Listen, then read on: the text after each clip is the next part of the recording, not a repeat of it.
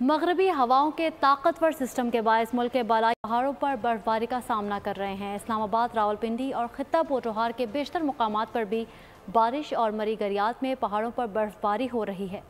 ताज़ा तरीन सूरत हाल बता रहे हैं इस्लामाबाद से नुमाइंदा खुसूसी सलमान अली। जी सलमान, आगाह कीजिएगा।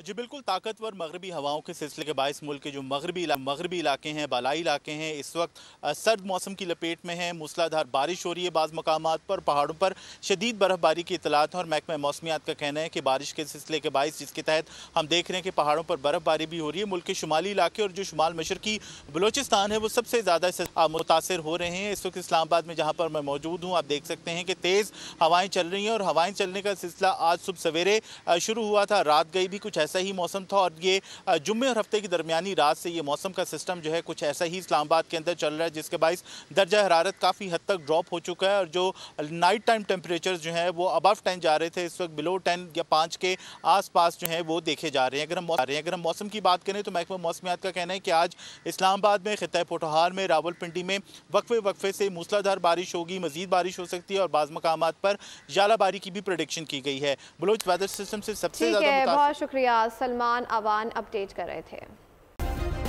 सब्सक्राइब करें और बेल दबाएं ताकि कोई खबर रह न जाए।